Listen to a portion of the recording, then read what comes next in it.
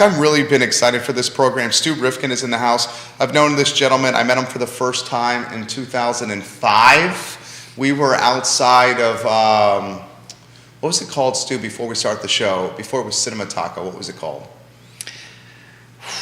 It was a store, right? It was, what was the restaurant before Cinema Taco? there was no food service there. Oh, Cinema Taco was the first one? Okay, maybe it was Cinema Taco. When the theater was in there, you had a store that sold goods made, I think in Yogaville possibly, Okay. right? Whatever, I remember they sold rugs and other stuff. I remember... Sunbow Trading Company, maybe? Something like that. Yeah, it was something. I met him outside there, and I'm like, this dude's a cool dude. I mean, we got a guy that is as connected as anyone in this community, a man who's in the business brokerage game, a man who's in the real estate game, a man who's in the food services game, a man who, I'll call you a Renaissance man. Thank you, Jerry. I'd say Renaissance man. I care more about the publicity than the money, so thank you. A hell of a golfer. Scratch golfer? No. What are you shooting? High Single 70s? digits, yep. I'm going to think of 7 now today, so, 7? Comes and goes. The man plays. You got to work at it. Plays a fair amount of golf. Loves to visit Maine. Has a fantastic special lady that we love on this program. Gotta love Jen. Shout out to Fiore Floral and Jen Finazzo. We'll give you some props, Jen, when the cameras go on. You know we're big fans, and we're going to have a good time. So we'll welcome Lynchburg to the program. We'll welcome Arlington, McLean to the program. Got some folks watching in Maine, which is Stu Rifkin's influence I see here on the show. If you want to give Stu Rifkin some props, some love, some praise, offer him some perspective, put the comments in the comment section anywhere you're watching on social media, and I will relay it live on air. I'm going to straight up say this, and this is going to catch me some heat. The top business broker in the community is right now on our network. I'll say it. Jerry. You know, I'm a businessman first and a broker second, so I've got to sell things I believe in or I can't sell them. Well said. Well said. Give the show a like and a share anywhere you're watching. Nashville, hello. I see you on the heat map. Folks in Buckhead and Georgia watching the program. Hello, we see you guys on the heat map. Old Trail, hello. Friends in Glenmore, hello and welcome to the program. Give it a like and a share. Judah Whitcover, we will get started when you are ready. See a little bit of Long Island watching the program here on the show. 3 states on the show. Aaron King watching at Feast. Vanessa Parkhill, welcome to the program. Aaron King, Western Albemarle's finest graduate. Jen Finazzo watching the program. We love you, Jen. We love Sal's Cafe Italia on the program. Jen, I got one word for sushi. When we did Charlottesville Restaurant Week and we were doing videos, I could not say the word sushi when she was holding the camera, and I butchered it like 15 times in a row. I can say it a little bit better now. Jen Finazzo. Judah Whitcower, we can rock and roll when you're ready, my friend. Line on set.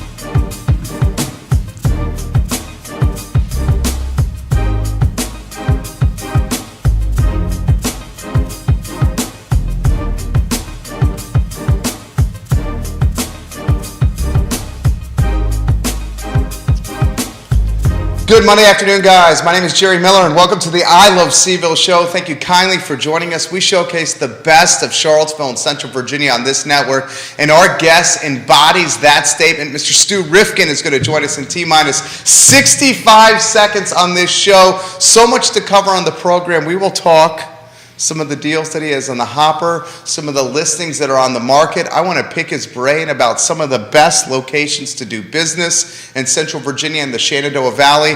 This man knows restaurants. This man knows real estate. This man knows business brokerage. He knows golf. He is a Renaissance extraordinaire. Stu Rifkin, T-minus 40 seconds away. Ting is the crazy fast internet that powers the I Love Seville network. We love our friends at Ting Fiber Internet. Scott Wagner of Scott Wagner Integrated Medicine. He's been our client. We've managed his brand for over a decade. Who's got your back? Dr. Wagner's got your back. IMBS Medical Billing Services. You'll see Ida, the founder of IMBS, on the program next week. And of course, David and his gorgeous wife at Skooma Boutique Dispensary in the downtown mall. Certificates of analyses for everything in the store. If you want to try CBD or Delta 8, you only go one place, and it's Skooma Boutique Dispensary, located next to Rapture on the downtown mall. Judah Wickower, studio camera first, and then let's get the very sharp and snappy-looking Stu Rifkin on the program. Thank you. ¿Qué pasa? How are you, Stu? Good, thank you so much. Thanks for plugging Skooma. Skooma's great. One of my favorite clients. Why don't we start there? I'll tell you, David, he went in the military right out of school, high school really, worked at the Nook as a teenager, came to me, wanted to open a used car dealership, didn't really know anything about cars or sales, but the kid's got all the energies, he hits all the right notes, and so he went ahead and did a great job at Monticello Motors up on 29, Airport Road, bought Airport Motors, and then sold it a few years later for a big profit, I'm sure, and then got into the CBD Delta 8 game. We looked for about 3 months for location, and it was super important location. I don't have to tell you, Jerry, you know enough about real estate to know that's everything. And so we decided that the mall was right, and that corner was beautiful, and it's got lots of windows, and it's not too big, and it's just poised to be there for a long time. Let me ask you this. Everybody in this town knows Stu Rifkin. Everybody knows Stu Rifkin. How would you, let me ask you this question. How do you introduce yourself to people when they ask this question, what do you do for a living? Well, these days, not enough. That's the first thing I say, or whatever I can do to get by. But, I think of myself as a restaurant person first.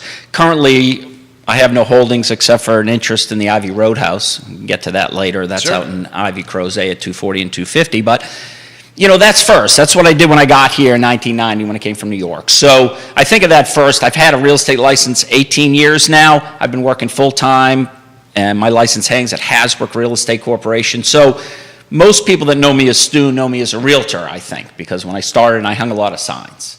But really, when I got here, and after about 8 or 10 years of being in the restaurant business, when you're out there, even if you're in the kitchen, you come out and you're meeting everybody. And a place like Northern Exposure, which was one of my 5 restaurants in that group, we saw a lot of people. We'd have a couple-hour wait in the early 2000s and late 90s. So that's how you meet everybody. And I'm a hospitality person first. So when I started in real estate, you're supposed to be prospecting. Well, that's not that hospitable. You're supposed to go to parties and only talk about real estate. Well, that's not all that hospitable either. I treat everybody like a client. I don't treat anybody like a customer. You treat them all with the same respect and the level of business interest that you'd want to have. I just can't sell stuff that I don't want to buy myself. So it makes it real easy to sell things when you feel good about them and you feel good about the prices, et cetera. You got Wheeling, West Virginia in the feed. Joanne Moore, welcome to the broadcast. Some folks at the Seville Weekly watching the show. I see 4 states on our heat map right now, watching Stu Rifkin. I first met you when you were ownership at the Nook.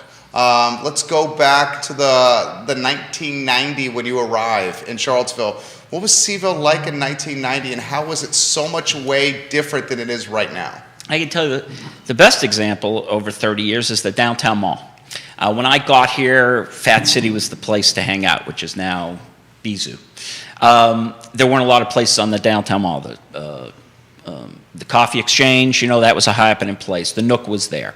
And so the Nook came on the market 90 or 91, and I went to my friends and I, who had the money. I was working for them.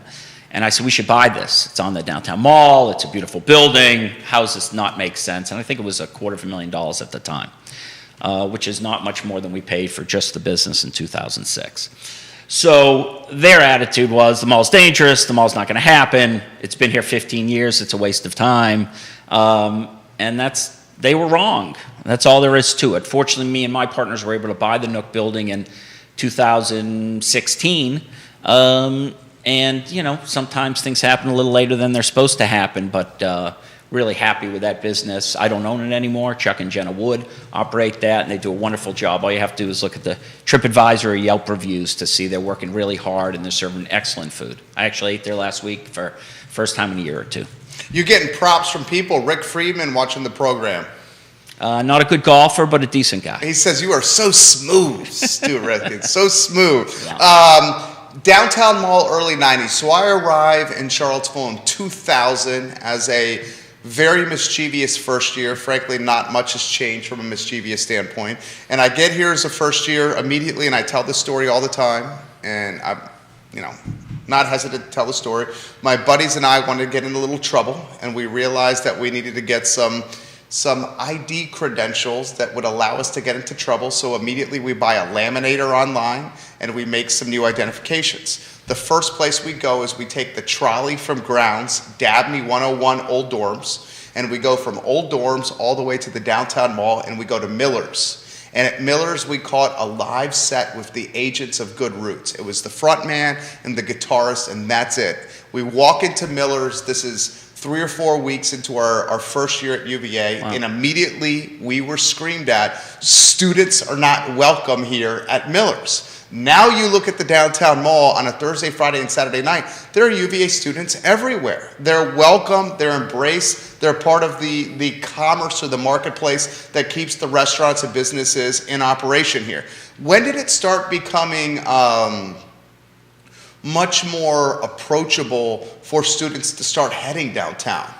It's funny because, Jerry, let's take the Mincers on the corner, the center of the corner, to the C&O, the far east end of the mall. It might be a mile. It might be 1.1. It's maybe. Right. It's a nothing walk from the corner. But, there's been a lot of blight in between and empty parking lots, and it hasn't always been comfortable for people to walk. But to me, to answer your question, Blue Light Grill. When Peter Castiglione and, the other guys, John Spagnola, the guys that set that up, Mr. Capshaw, of course, who owned it, that was the first bar that really felt like it was meant for you UVA kids with your high IQs and high savings balances. Our daddy's and mommy's credit cards. Right, for lack of a better term. And so I think Blue Light was the first kind of place you would, Miller's still a little rough. Rapture was open, but it was still, a little rough. And I'm not sure the students all found that, but they found Blue Light.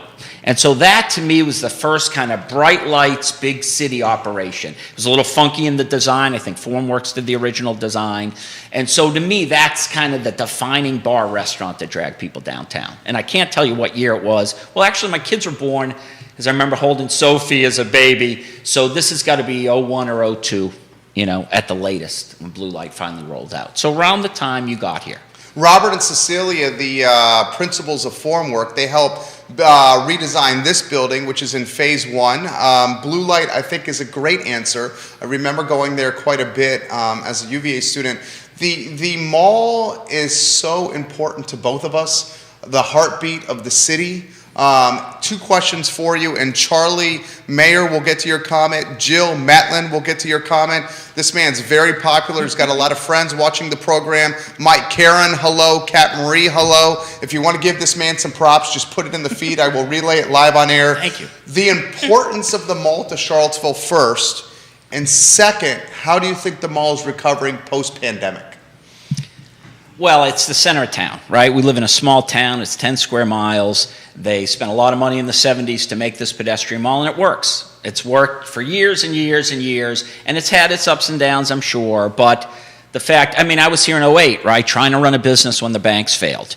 And the mall and the city decided they were going to rebrick the mall. And, here I am trying to struggle to pay the bills at the Nook. And then in 09, the other restaurants that I took responsibility for, it was a tough time. But it didn't take much for people to come right back downtown. The tourists will always come downtown first. Yeah, they'll go to Stonefield and Barracks Road second, and they'll go to Monticello eventually, and they'll go to their wineries, but they're going to come downtown because that is, as you say, the heartbeat of the city. And so I realize politically there's people that hate the city of Charlottesville, and we were not going to get into any of that because of my nonprofit work, but the reality is those people weren't spending a lot of money anyway. And yeah, I ran into somebody at a grocery store the other day when I was wearing my Nook sweatshirt telling me how we used to eat at the Nook in the 50s and 60s, but doesn't go there anymore because they don't like the city politics. And I thought, okay, you probably don't like the price of a club sandwich now either, so we'll just take it as it is. As far as post-pandemic, people want to be out of their house. They want to get out, and this is a great market to get out. We have all kinds of outdoor activities, a beautiful place to be. It's very tepid climate in November and March, which isn't the case all over the country. And so I liken it to when the banks failed, or let's go back to 9/11. It's kind of scary, 9/11. Who's going to go? No more traveling, no more conventions, no more banquets, right? But people cared about America, and they still came to Monticello, and they still came to Williamsburg. And to get there from the west of us, they got to come through Charlottesville. So I really thought that the mall did well after 9/11, and it concerned me. And it did well after the banks failed, because this is a place people want to be. Would be nice maybe if we could get a few more Fridays After 5 out of Kirby, Hutto, because, you know, if you could stretch that series a little bit, that really helps everybody downtown. But boy, the merchants help, the Downtown Business Association helps, and I don't think anything helps the downtown mall or the city of Charlottesville more than this show. So thank you. Just want to throw that out there. Dude, Stu Rifkin is so damn good in front of a camera with a microphone. Sorry.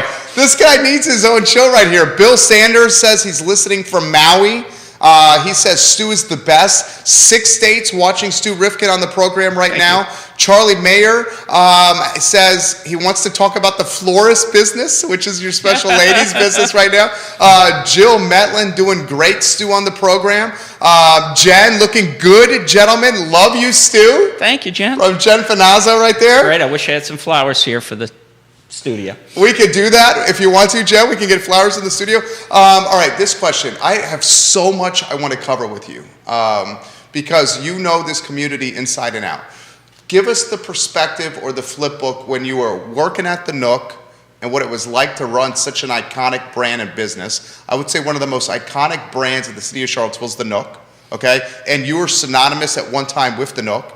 And then give us the flip book of what it was like to take over some of the other restaurants. Because if memory serves correctly, you were, in a lot of ways, getting the finances on track for some of the red light restaurants. Right. If memory serves correctly. Yep. Shows yours on those topics. So, you know, it's funny. When Mark and Jen and I bought the Nook from Terry Shotwell, may she rest in peace, a lovely lady, and very motherly towards me, I was trying to sell the Nook. And real estate was great. 2005 was just like 2021 for realtors. 2006 and 7, not so much, so we hope we don't go there. But, you know, for commercial real estate, those were boom years here, just like they're back again. And we bought the Nook really to save the Nook. We had Mark Mascot is a local realtor, we had a first set of partners, and they didn't want a children's menu. And they wanted us to serve, you know, sous vide mahi-mahi. And I was like, no. We need bacon and eggs and pancakes and breakfast all day. And so we went into this from a hospitality standpoint. Nobody went into this to get paid. Nobody went into this to make any money. We went into it to save the Nook. And that took a lot of work. Took hundreds of thousands of dollars in the kitchen, which we had to redo in 2018. So I think saving the Nook was really just an answer to the city. Me working there, probably the worst thing that could have happened to the Nook. No way. Operationally, yes, but you don't want me at the door. You don't want me bad-mouthing you for having your cup of coffee that came from Mud House. You don't want me telling you I'll be right with you when I really won't be right with you, but I'm just telling you that because I want to keep you in line. So I do enjoy the hospitality business, but the Nook was, you know, it's a stressful place on the weekends. And so my energy is better behind the scenes, making sure that the mac and cheese recipe is just bang on and spot on. And so I'm super happy that the food is still good.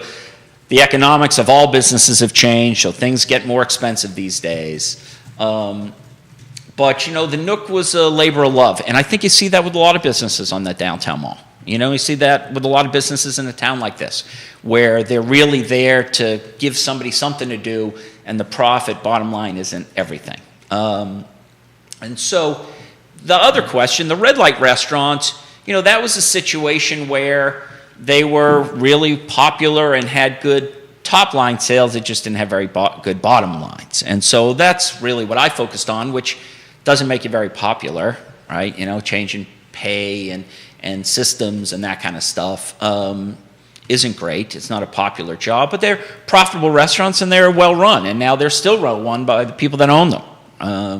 You know, some have changed hands, but most restaurants, 10, 15 years, it's a long time for an independent restaurant. How about the importance of the, so a lot of comments come in. Dave Norris, we'll get to your comments here. Lee Hughes watching the program. Lee loves Stu. Tell him I said hello. He says, go Celtics, and he loves the I Love Seville show. Thank you for saying that, Lee Hughes. Yeah, great realtor. Dave Norris, we'll get to this in a matter of moments. The importance of the restaurants to the mall. The restaurants, and I'm going to get out of your way. You're the expert here. The restaurants drive the clientele downtown, and then there's the trickle over impact of spending in other businesses after they leave the restaurant or prior to arriving at the restaurants? Your thoughts? So to me, it's an entertainment district. So, I agree. Yeah, I think Ybor City and Tampa, it's an entertainment district. And so generally you don't go to a concert, you don't go out for dinner, you don't buy a sweater. So I'll take the Marshalls, some very close friends of mine, great clients, the only young men shop for a long time. Well, Jerry, you're not even wearing a suit anymore. If you're on Channel 29, you might be. And so the people's attitudes have changed, their shopping has changed, but really the mall is a place to go and see and be seen and go to the city market and go for dinner. And so it's hard for retail down there. It just is. It won't be hard for specialty retail. It won't be, I still get all my framing done at the Great Frame Up. And so that's not an easy place to get to. I've got to carry my stuff from a place to park, but I love their service and I love their skill. I've gone to them since they were on 14th Street. And so those businesses will survive, but it's tough for new folks. It is, I did a lease for the Impeccable Pig, which is now going to be a pizza Vita, place. now We gonna put be- that on the network here. It's now going to be Vita Nova, Yeah. right? They're moving across the street. mall. Great move for them. I think so. Better Yeah. location, great landlord, easier space to deal with, just better all the way around. And their building's getting renovated, so they didn't have a lot of choice. So I think the restaurants really Curly do. just has to finish the job. Lindsay Right. and Eric just have to finish the job. And we love you, Lindsay. That's who we utilize as well. They Right. just got to finish the job. So right. And so the restaurants do drive it. There's no doubt about it, and that's okay. And there's room for specialty retailers because there's lots of business during the day. And I'm hoping that the office market comes all the way back. I did sign a new lease recently on 4th Street for some tenants, about 4,000 square feet. And One of Kajine's spots? No, the Marshalls, Okay. one of their buildings. And so, once these new buildings with their high rents start filling, the Omni's virtually full, which is great. I handle their leasing. Then there's more people around. There's more people around for lunch. There's more people around for shopping. There's more people around for whatever the stuff they need to get when they're downtown. CVS loves their situation. They've never wanted to move. They've had many offers to sell the building, especially before the hotel got sold.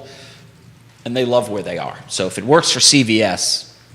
How about this question? And I promised you no politics. Sure. Okay, I promised you no politics. I'm a man of my word. Julie Peltz Ford says, hi, Stu. She's watching the program right now. Do we think we get enough support from the city for downtown? I've been trying to use this megaphone Right. for the open container. Sure. It makes so much sense to have regulated. I'm not talking New Orleans here or Bourbon Right. Street. I'm Or just Vegas. talking about Vegas. I'm just talking about an open container situation that's going to drive incremental tax revenue to the city and the jurisdiction, and it's going to help the businesses in downtown Charlottesville in slower times here. Being able to walk from the Omni to the Pavilion with a beer in your hand seems like a no-brainer to me. Do you think the city has given enough support to downtown? Well, there's a lot of layers there, Jerry, right? The first one's the alcohol. I'm all pro for selling alcohol and controlling alcohol, but I'm not sure I feel about people walking down the mall drinking alcohol. We already don't have enough police. When I lived between Bang and Pro-Tax for those years, 04, 05, and part of 06, we had a whole presence down there. Friday night, Saturday night, they set up a little truck or a van. I don't know where the police are these days. I'm not saying anything negative about them, or I don't know what their schedule is for touring the mall, but I'm not sure we have enough presence. I don't believe police solve all the problems, but just their presence is generally a deterrent. There's a lot of indigent people downtown at times. Who's to say they should be allowed to sit in front of the Jefferson Theater with a big cup of beer? I know that's not what the intent is, but that's what happens. It's the same with free speech, right? We allow free speech. That means I get to stand on a corner and ask you for money. I don't believe in it. I don't like to support that, but I can't tell them they can't. So do we think the city gives enough support to downtown? What else do they got to support? That's where the money needs to go, right? It needs to go to the merchants. It needs to go to all parts of the city. I can't get into the budget for whether enough goes to schools versus tourism. I do know when it comes to things like the Tom Tom Festival, they've been supportive. But, As they should be. yeah, well, I think so. Yeah. That's the center really is the heart. And it's one thing if City Hall was 10 miles away, but City Hall's right there, and they see what's happening. But, they've been good. They were good with the pavilion deal. The pavilion's been great for them all. Why don't we ask that? The impact of the pavilion. A lot of people don't realize this. Dave, I'm going to get to your comment. Max, is it Max Mothersill? Is Haagen-Dazs from Antigua says hello. Chef Max, thank you. You have 9 states watching Stu Rifkin right now on the program here. Jesus. 2 countries watching Stu Rifkin on the program. Thomas Taylor says this guy is the man, Stu Rifkin. Mr. Charlottesville is Stu Rifkin. Charlottesville's finest from TT right there. Put in perspective the impact of Fridays After 5. A lot of people don't realize that Fridays After 5 started on the other side of the mall. The Omni when I got here. With like a Bush League stage. Tell us that. I'll tell you, I love that because when I moved here, I only knew the people that I lived here to work with. And so the mall was the place I saw those people that I worked with at the Biltmore. I worked with at Festive Fair. I didn't know you worked at the Biltmore. Oh, yeah. So, so they... and it was great. And you got your drink. There was no real controls. I'm pretty sure you could stand wherever they had cordoned it off. And it was right in front of the Omni, and you backed up sort of past where the new building's going and the old ice park, right? You came that way. But it was still a good scene. I mean, it was great. And then when my kids were little, 01, 02, well, I guess 04, 05, when you and I first met, when they were building the pavilion, they had it over at... where ACAC is now, the Gleason's building.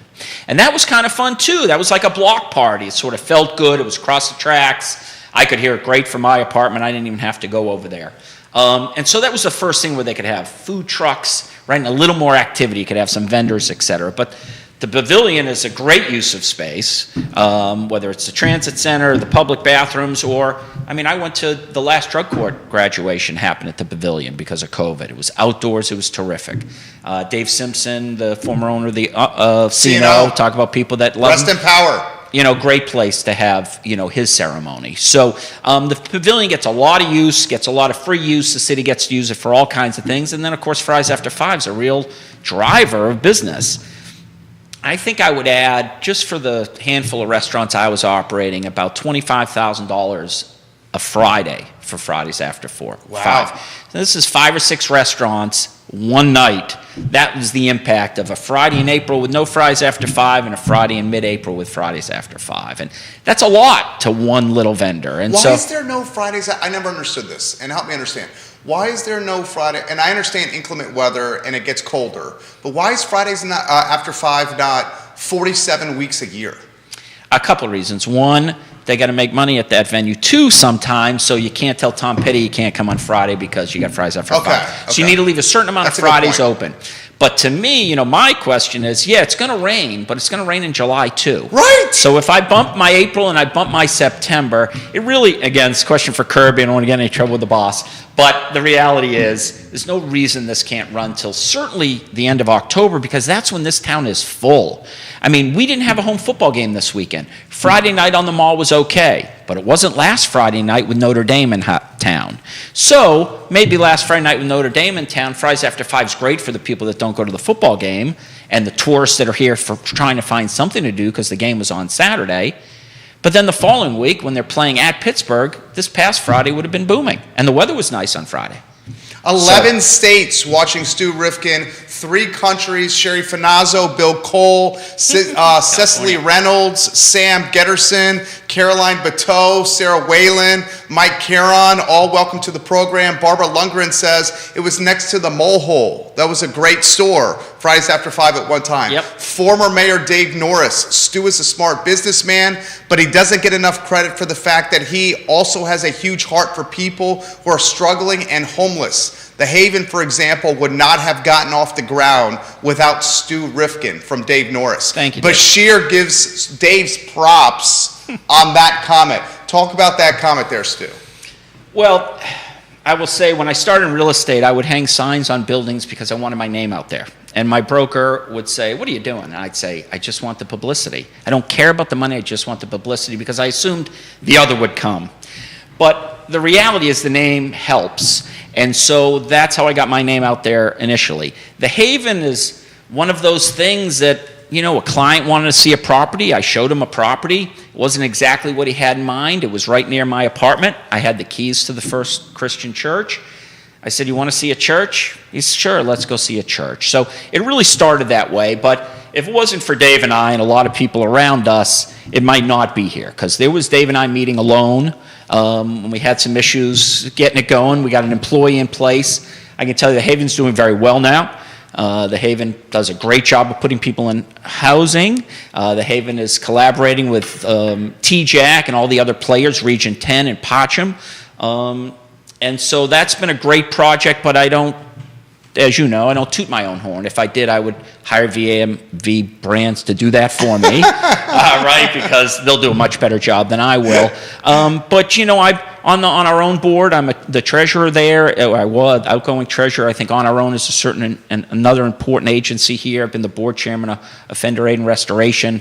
We handle all the pretrial screening, post-incarceration services. Again, it's one of the reasons we stay out of politics, since the nonprofit stuff's important to me and none of it's political, except for we do get funding from just about everybody, OAR, and of course the Haven and On Our Own as well. So thank you, Dave, for those kind words. But there's been a lot of people along the way keeping that going, not the least of which was Tom Shadyac, who paid for this and funded it. Welcome our friends from NBC 29 watching Stu Rifkin here on the broadcast. How about the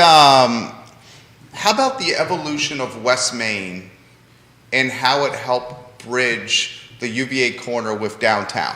And I would love to highlight my homie, Peter Castiglione at Maya.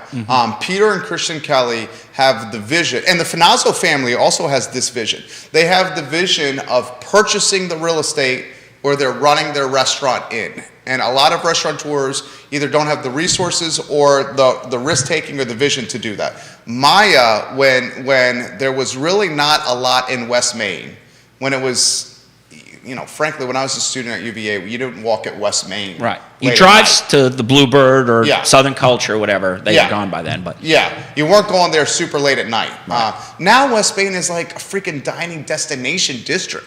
The evolution of West Main from your perspective. Well, you know, I worked on that deal with Peter and Christian. Loved the deal because we thought we could get the building. David Elkins was selling it. He's a terrific guy, and you know, he passed it on. They've done very well. But you know, Maya gets a lot of credit. You know, Peter fights in front of City Hall for everything from meals taxes to street lights to the streetscape. Filling in all those parking lots has helped. I tried to sell the old Peyton Pontiac to a Dave & Buster's concept years ago. I really thought something with that kind of energy in the middle of Main Street would have been a great idea. Now, 15 years later, it's a better idea than it was 15 years ago.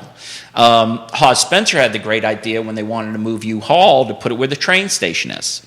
But the city sold the train station for $3 to guys that put it on the market for $3 billion the next day. So that's a different. You're talking Kajin. The group of those people, Yeah, Main yeah. Street partners. We need to call people by name, but either way, they got a great deal. And Hawes was right. If you had put U-Haul on that mass of where the Amtrak station is, you still could have had the Amtrak station as a Bostonian, the Boston Gardens. So you're saying that John Paul Jones Arena is what you're referencing? Yeah, that was Hawes Spencer's great That would idea. have been brilliant. Right, it would have you had had all that parking. It would have been at street level, right where the Drury Bridge is. Well, was that ever close? No, I don't think it was Okay. ever. It's just Hawes's really great idea to Okay. get people into the city. Yeah. But now you've got the standard. You got the apartment buildings. You have their food service that won't succeed. Right, it's awfully hard to run a place where it's hard to park. You know, originally we were looking for locations for Five Guys, and we talked about a spot on Main Street, and I don't want to, you know, I take my kids to Five Guys in a stroller. I got to be able to park. And so for certain businesses, you really need more convenient parking that's available on Main Street. But for Maya and Oakart Social and the places I'm going for dinner and Public Fish and Oyster, they've got places to park. You know, parking, people don't seem to complain about parking on Main Street, but they complain about parking downtown all the time, and parking downtown couldn't be easier. I completely agree. Mark Lickman watching the program. Great to see Stu again. It's been since, is it Chavez? 15 years ago? Okay. Shabbos, maybe? That's the Friday? Yeah. Okay. Another excellent show, amigo. Thank you, Mark Glickman, for watching the program. 12 states Watching Stu Rifkin, Will Ashee, welcome to the show. All right, we're going to get to some deals he has in the hopper, some listings that he has in the hopper here in a matter of moments. Before we do, let's get to some comments that are coming in. Jerry, ask Stu about some of the top grossing restaurants in the area. You've often said that's the Chick-fil-A 1, 2, and 3, followed by the Starbucks. Does this man agree with that take? So I've said on the program, the restaurants in the city of Charlottesville, they're the top grossing, and it's not even close. Chick-fil-A, Right. Chick-fil-A, and Chick-fil-A, and they're not even open on Sundays. I said the next 3 are probably some kind of ranking of Starbucks depending on their location of that Starbucks. Yeah, and Roots probably. Roots on the corner, off the chain right there. Yeah. Top grossing that you've seen. Well, boy, that's a hard one because I don't get to see everybody's numbers, right? And I do know. But you're a smart man. Yeah, I mean, that's why, you're dead on with Chick-fil-A, and you're right with Roots. I don't drink coffee, but I know the Starbucks line never stops. And for them to take that spot in front of Best Buy, the line's there all the time. So those places do the most business, bar none. But there's a lot of good local restaurateurs. We talked about this a little earlier off the record. Brazos at Ix, a location that you wouldn't think would do those kind of revenue numbers, they do it because in a town this size, people go where the food's good. I can't tell you how many times the last 20 years someone said, I don't like that location. I'd say, well, put Bodo's there. Go throw a Lampo pizza there. Tell me you don't like the location then.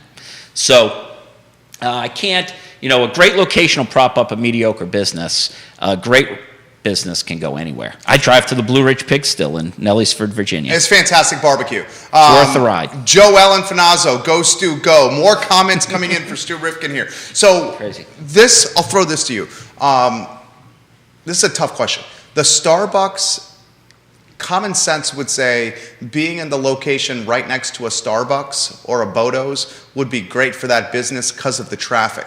However, I've seen some of the locations next to, say, the Starbucks, the one on Pantops, or the one down on 5th Street Extended, where the traffic and the line for that drive-through wraps around the location so much, and in some ways it almost cannibalizes the spots right next door to it because of the congestion. Well, there's the congestion. There's the fact that, I don't know if it's true around the world, but us Americans don't like to get out of our cars. And so I don't eat fast food, but their business is all driven by beverages. Who are the drinkers? In Massachusetts and Maine, Dunkin' Donuts they'll sell an occasional donut. It's a beverage company. And so I'm not sure being next to Starbucks is good for anybody because I'm not even getting out of my car to get my latte with my dry cleaning. So the dry cleaning doesn't get help or whatever is next to them. The problem with Fifth Street is the new center. You're coming off the highway. You're not stopping. You're going downtown. You have a destination, and it's not next to the old Holiday Inn. So I think that's the issue with that specific spot. But if you're a coffee person, you're getting it once or twice a day, location's everything. And right off 64, when I'm coming in from Zion's Crossroads, is right when I need that second shot of espresso. So that's the way I see the Starbucks effect. Wegmans, I put a tenant in Wegmans shopping center. That's not a great place for food. Can I ask who? El Carbone. Okay. And they're killing it there because they have I got the smallest commission in the history of that center because they got 1,300 square feet. But they'll love it there. They'll do well there. But think about it. They're selling everything you can buy across the street. Potatoes, chicken, churros, tortas, all the stuff they sell. But they do it so well, they will do great there. I worked on the kitchen for Chim. I didn't do their lease, but I assume they'll do great there because, again, that's not a direct competitor with Wegmans, but it's hard to make money in other people's. You're in their parking lot. That's really it. People are going there to go to Wegmans. Now, maybe they're having drinks at Fuzzy's Tacos. Maybe they need a donut. They got to get a kayak. I get all that. But it's tough sometimes to put yourself around other competitors. Now, when I was leasing where Five Guys was on the mall, if Denny's wanted it and I owned the Nook, that wouldn't have killed the Nook. That'd have been okay. That kind of competition I'm all right with. It's the reason the car dealers are all next to each other. Should a chain be disallowed from coming into the downtown mall? No, you can't disallow a chain. Is it bad for downtown mall? Its look, its brand. We've had a few. Urban Outfitters struck out. Mm-hmm. Five Guys struck out. Yep. That's safe, right? Yep. Okay. Is it bad for the look or the brand? Of the mall or the? So I think obviously there's no way to keep them out. It would be bad if our mall looked like every other mall. right? So if the downtown mall turned into J.C. Penney's took over for Urban Outfitters, and let's take Kilwins. Kilwins a nice business. It's locally owned. Yeah, Kip and Jessica are local. Right. They bought a franchise. They put it in a place that was high volume. People didn't probably grasp it right away. They'd rather go to Chaps or they'd rather go to Splendor's when PK was there. But the reality is, when you want a piece of candy, you don't care who's selling you the piece of candy. I was horrified when I sold the hardware store building because I missed the hardware store, the restaurant itself, and the candy store. And so I think it only hurts the brands if the mall's taken over by those chains. And if it gets to that point, something else has happened in the economy, because you're not going to see Baby Gap go downtown to Charlottesville because they want to be at Stonefield or Barracks Road or, in an indoor mall. So I think it'll remain an entertainment and a high-energy place. We still have the municipal buildings downtown, so you have a certain amount of people that work there. But I don't necessarily think it's a bad idea. I would just rather see Java than Starbucks, but I don't drink the coffee, so it won't matter either way. Dude, Stu Rifkin is a natural on a talk show. Thank you. Howard Cooper giving you some props from Chicago, Dr. Illinois, Cooper. and the Windy City. He sees Stu Rifkin as the man. I absolutely love this guy. This is from the Windy City here. 13 states and 3 countries watching Stu Rifkin on our heat map right here. Barracks Road versus Stonefield. Anywhere you want to go. Monday morning quarterback, Barracks Road versus Stonefield. So Barracks Road's number 1 on the tax map for a reason. It's the center of this town. You can Not get even to it- close from a retail... Well, I just mean literally, it's number 1 on the tax map, right? Okay. So that's literally, when you look at the tax map, that is the center of town. And there's lots of different ways to get there, and it's been there since the 70s, right? And things have been happening at Barracks Road. Stonefield has its appeal. Stonefield has much more residential around it now, and more coming. We've got more buildings being built. You got more residential there, so I think that's a convenient place. I had a friend's husband moved to town. He was going to be an adjunct professor at UVA. He was looking at apartments. I recommended Stonefield for him because I knew he was a drinker, and I knew he was going to be without his wife, and it made sense to be in a place where you can walk and get something to eat or walk and get something to wear. So I think the appeal of Stonefield is there. I think... but their businesses come and go too, because who can pay those kind of rents? Whether it's the Italian restaurant. Which rents are higher? I would say right now, well, off the record, really depends on who your realtor is representing you, because the rents are all over the place. Okay. I mean, that's really it. Okay. I can tell you from my most recent experience, Barracks Road is at the table. I don't know about Stonefield. I did do the pad site for CNF Mortgage. They have their new building there. They were very easy to do business with. So I got to say good things about both landlords, but I don't have anything working right now at Stonefield to really know where they're at. I know they like to quote $50 and $60 a foot. So because one is owned by a publicly traded company, Federal Realty, Barracks Road. Right. The other one, Stonefield, owned by a private equity firm. Right, out of New York. Out of New York, right? So 2 very different entities there, owning what you say is from a retail or food and beverage top grossing potential. Are those the 2 in the city and the county? Yeah, I would say Okay. that, depending on your niche of what you're trying to do, if I'm trying to open a hip, small Japanese omakase place and I want to get $100 a plate because this is my dream, I'm going to do that downtown. I might do that on Main Street. I might do that in Belmont. I'm probably not doing that at Stonefield. If I want to open a Duck Donuts, I'm not opening that downtown. Nobody's going there for that, right? They'll go to Stonefield because it's just a different demographic, I think. On the regular shopping anyway. Shannon O'Brien watching the program, completely agrees. Stu could carry his own show. Love listening to his input. Shannon, one time a fantastic server at Junction, I believe now at the Nook. Shannon O'Brien working over there. If you have any comments, props you want to give to Stu, put them in the feed. How about Belmont's evolution? Belmont's been a slow roll, but it's been terrific. There's still a lot of industrial buildings there that haven't been renovated, but it's not the people that travel to eat, the people that read all those Yelp reviews, they're going to make it. They're going to find Moss, and they're going to find Tavola, and they're going to find Bell, because who makes a better donut, bagel, or other baked good in this town? The Shaughnessy brothers crush it with that donut. Those guys are doing a great job. Yeah. And they got great training along the way, which is why they're owning a great business now with the help of Andy, who I'm sure does nothing but has helped them financially. So that's a great little business. So again, that's where I would open my boutique place for sure. But if I need to do $3 million, I need to do Chick-fil-A or Brazos Tacos dollars or, Roots. I need a higher volume. I need more foot traffic. And we don't get that much foot traffic downtown, right? We get what we get, and we get it when we get it. But if I need to do real high volume, then I need to be at a place where everybody goes. And everybody goes to Barracks Road because it's too easy to get to. And the same with Stonefield and Costco. Right? Spencer Mink is asking, what can make downtown a better draw then? And Jose Cabrera says hello. I think we keep the place clean and we keep it policed so people, there's no harassment going on, and we keep doing what we're doing for the parking, which is agreeable. You get an hour free parking now. The parking's always been inexpensive. And so, accessibility is important. Fixing the sidewalks. I mean, you look at the sidewalks. I walk Market Street and Water Street. You probably do the same because less people to talk to. I can get where I'm going quicker. They're just in disrepair. Court Square looks better than Market, Water, and Main, and it shouldn't. That is so true. That's the rose in the bouquet, or whatever the best flower is, Jen. Sorry. That's what it is. And so, it's a level playing surface. The rents have come down. You're not, at Stonefield and Barracks Road, you're dealing with one landlord, as you said. The mall's full of landlords. There's 5 or 6 people that own a lot of property downtown. So you get different sales, but I don't think anybody likes to keep their place vacant, right? We don't have vacancies for very long downtown. We have them, I think, maybe Dave McNair on his website. The Charlottesville DTM? Yeah, he probably posted a series of, hey, here's what's empty. Well, take a look today. Not a lot of vacancies on the mall. Vacancy rate usually downtown is under 1%. Right.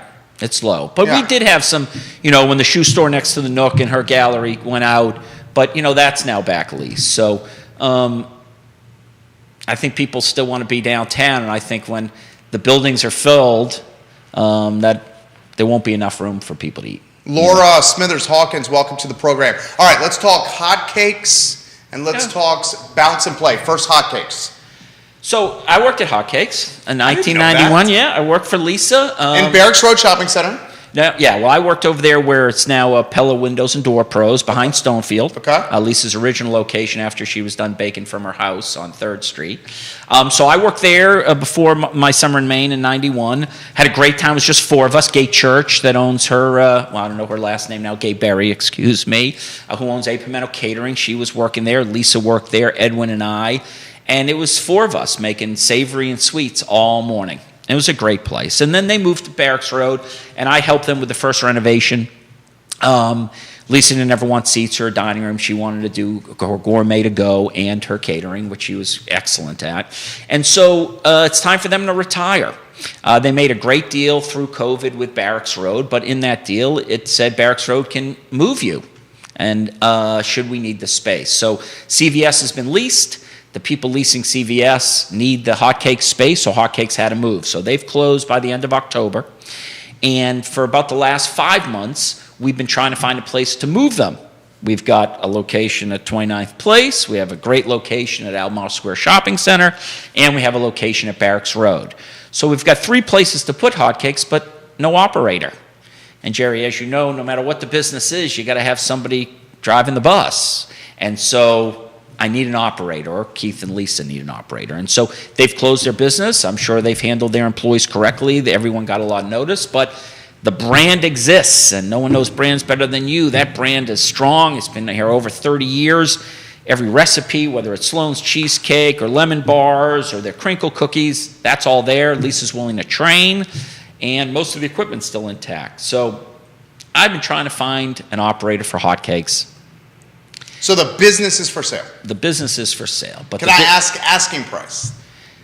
$200,000. $200K. Today's Keith's birthday. I'm asking $195, but I went for $200 because it's his birthday. $200K, the asking price for an institution, Hotcakes. This is me saying this is not him saying it, so I'm not getting you in trouble. This is me saying it. The owners of the Panera franchise, a close friends of this program. Right. We love the Postel and Jackson family. And Panera is taking over the lease for CVS and Hotcakes in Barracks Road. No. That's what they told you? Is that not the case? That is not the case, to my knowledge. Okay. How are they going to How are you going to have a 20,000 square foot Panera Bread? Well, We can talk about this we'll off talk about air. this off air. I'm looking at it right here. Yeah, I don't know those folks. Yeah. Did they have? I one? do. Did they have the one at Hollymead as well? Oh yeah. Okay. Yeah. They So- have the whole area. I can tell you that we had hotcakes for sale at the unbelievable price of $450,000 before they got there. Hey, you've got to go. Got and it. we really felt like it could be in place.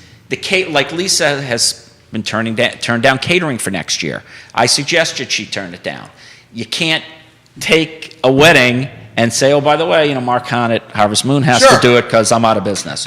And so Lisa stopped taking revenue, which hurts the sale, but as long as it doesn't sit vacant for a year or two, it'll come right back. But you could base the sale on previous year's transaction. Well, that's why and we've just lowered the justify it price. this way. Yeah, we just cut Yeah. we cut the price in half when it had to move. Yeah. Because that made it, because someone's going to have an expense, right? You got to put in vinyl coving, you got to put FRP on the walls, you got to get new plumbing in. So. Exactly. Sarah Walls Perkins in Greensboro, North Carolina, giving you some props. Multiple people saying the Stu Rifkin show would absolutely crush it on the program. How about Bounce and Play? Bounce, Play, and Create. Bounce, Play, and Create. So Yeah. it opened after my kids were too big to go there. Uh-huh. I've since been in there a couple times with Steven. It's a wonderful, clean building and business. The owners of the Happy Cook, the ownership team behind Bounce, Play, and Create. Correct. They bought it from the original owner. I believe her father was a landlord, so they got a lot of breaks in getting it built. They have a wonderful lease now because of COVID. I'm sure at some point that lease will adjust. But they run a clean business with a lot of different income streams. They have the parties, they have the daily show up, they've got the food, they have... They got inflatables that come to you. Right. Yeah. That's what I did for my kids' birthdays all the time when Tom Sloniker from the Arby's had them. You order one of those, they put it in your yard for $300 or $400, and it's a party. It's a party. And it's so easy. And the kids, as you know, like yours will get a little bigger soon. They never want to stop. They want Right. to run up and slide down, and the parents are getting dizzy just watching them. So they have that as well as what goes on inside. We're asking again, just under $200,000, $195,000. They are ready to be done working this hard at that business, and it's work. And it wasn't, when you buy things, sometimes it's great to have a passive income, but not all businesses work that way. And that's a business, again, need an operator. Family, couple, individual, but it's a clean business. There's no late nights, there's no alcohol, there's no trouble, there's no shrink. My food goes bad. Their bouncing stuff doesn't go bad. Their create stuff doesn't go bad. It's all clean and good place for a birthday party. Two very good opportunities, Hotcakes and Bounce, Play, and Create for someone to purchase a business, guys, that wants to get into the entrepreneurship game. G. Milo says Stu rocks. Multiple people have questions that I'm going to relay on air. Dude, I knew the interview was going to go extremely well. I didn't think it was going to go this well. I have a booster shot scheduled at the Pavilion at 1:30. He's a sports fan, so why don't we go rapid fire here, like you would see on Sure. Guess you're probably PTI or 1:30. Sports Center, okay? That way I can make my booster shot in 6.5 minutes. Bounce, Play, and Create. I see so much opportunity there, especially as we get back to this new sense of normalcy and we want kids to be around other kids and we want to get them out of the house and away from screens and getting that energy burnt, which we know is paramount for all parents' sanity, okay? Bounce, Play, and Create. Who's the operator that buys a business like that? What type of person? What type of businessman or woman? Ideally, if husband and wife would be great, right? It's always great to have that support. Maybe he's got a daytime job, but he's handling all the numbers and she's the face. Maybe it's the other way around. Maybe she's a pharmaceutical salesperson. He's just cycled out of the military. Whatever the reason is, it's somebody that likes kids, likes organized, because you got to be organized and neat and clean. And it's who that person is, we'll find out, but it doesn't take much. Like when my kids were little, we went to Little Gym. Well, that was kind of organized and it was costly. It was not inexpensive. And I'm sure Little Gym's doing great and they're at Stonefield now. This is a little less structured, but still has structure. And at 90 minutes, like we were talking earlier about the Boar's Head and how their benefits are, you can go there and sit and read your book or do your emails while your kids are just going crazy for 90 minutes because it's got to start and finish. So they've done a very good job of making it neat and clean and organized and easy to operate. It just takes effort. Okay, let's go fast pace here. The future Sorry. of the UVA corner here is the future of the UVA corner with rents so high, corporate big brands, or will we still have local flavor on the UVA corner moving forward? We'll still have local favor as long as they're selling booze to people that may or may not be 21. We'll have tons of it. Roughly three people own the UVA corner there. Does that concern you? Was it Tip Top Terry, it's Hunter, and I always forget the lady that owns a good chunk of the corner as well. I just think of Terry and Hunter for the most part, and the Mincers, but they own their 2 buildings. So, Does it concern you that 3 people own so much of that district? no, because they want at least. You know what I mean? I mean, I do know, I can tell you Terry wanted this College Inn to stay. And if I had cared enough to sell it and go through that aggravation, I would have come on your show and we would have found a buyer and there wouldn't be Chipotle there. But no one else in his family that operated that business wanted anything to do with it. It's hard. It is a hard business to operate. And so, yeah, we'll always have bars, and they'll always be privately owned because I don't see the chains coming and doing very well. But Sheetz failed. What's going into Sheetz? So, you know, it doesn't mean it's always a win. I think CVS is probably helpful. It's just not helpful to the 2 guys on either end of the corner that run similar businesses. Ashton Porter watching the program in Palmyra, Virginia. Stu knows his stuff. 14 states and 4 countries on the show right here. Stu Rifkin, I'm going to throw this to you. When Tip Top Terry was running Tip Top, was there any locally owned business that was more of a Monty Mint printer than Tip Top? I think it still is. I mean, Terry's You think kids so? running there, Jeff Yeah. Hale, the old, the Tip Top sales have not dimmed at all. You come in that way, I'm sure, every once in a while. I do. The demographics getting older, but just like when we saved the Nook, there aren't enough places in town I can get a cheeseburger and a club sandwich and some ranch dressing on my salad. In the case of the Tip Top, baked spaghetti that doesn't cost an arm and a leg. I mean, most of the time when I eat out in this town, I'm amazed by the prices. But sometimes, Tip Top would be 1, the Mill Room would be 2, Vivace would be 3, the Taste Shack would be 4. Sometimes the prices are just too cheap. And I think, have these people gone out? Have they seen what the prices are and what the cost of labor is and what the cost of raw ingredients are? So we still got a lot of good values in this town. Shout out to Bodo's, of course. I love it. Stu Rifkin, the future of High Street. What can be done in a critically important corridor that's underperforming right now, High Street? High Street, were there office buildings? I mean, don't you see? Oh, you're talking down High Street? Yeah, down High Street. It could be so special. Yeah, I've tried to get into a couple of buildings on High Street. I think that's probably the next step. You know, once everything at the top where Martha Jefferson and Octagon Partners are done with all of that development, I think you'll start seeing a little, you got the old dry cleaner that's sold, it's sitting vacant. You've got a lot of industrial buildings down there. The prettiest building down there is literally a storage building for Ferguson. I mean, it's a store, I think that's the company. It's a storage building. And it's a beautiful old barn-looking building that I wanted to lease for my food service plans. And so I think eventually that comes around. But we don't have enough industrial property, so these people got to go somewhere. It's either Franklin Broadway or High Street, really. What do you see for Fifeville and Cherry Avenue?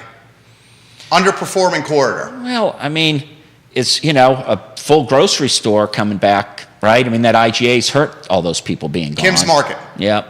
Yeah, I mean, there needs to be more development on Cherry Avenue, but you know, you have hotels now, right? You have transient population there, but just like everything else, it takes time. I had a little building there for a little while. The same woman I think still owns that shopping center on Cherry Avenue. Divorcee. Mm-hmm. Yeah. I'll throw this to you. Well, the divorcee owns the Kim's Market IGA property. Right, but a different woman owns the Cherry Avenue Shopping Center. Understood. Yeah. The Kim's Market currently being leased to a subcontractor that's servicing UVA that has their headquarters in the Shenandoah Valley. So much coming in here for Stu Rifkin right here. You're a popular We'll have to guy. do this again. Would you be up for doing this again? Yeah, we've talked about this for a lot of This is years fun. now. I'm having a good time. Is it 1 o'clock yet? It's 1:30. Okay. I got to sprint to my wife is saying you have your booster shot in 3 minutes. I'm showing gonna property on sprint. East Jefferson at 1:30. Oh, you are? Yeah. Shit, we got to finish right now. Okay, Stu Rifkin is the man. Thank you. Thank you Appreciate it. for joining us. Seriously, can we do this again? Yeah, I think we should. Okay, we will do this again. Thank you. And I'm going to get to all the comments that we're not getting to. I'm going to sprint to my booster shot. Stu Rifkin's got bounce and play and hotcakes that you guys need to buy if you're looking to get into the game here of business ownership. Or your clients. Judah Wickower is our director, keeps us on track. Cut the mics in T minus 3, 2, 1. It's the I Love CVille show. Take care, guys. Stu. Dude. That was good? Okay. Did you have fun?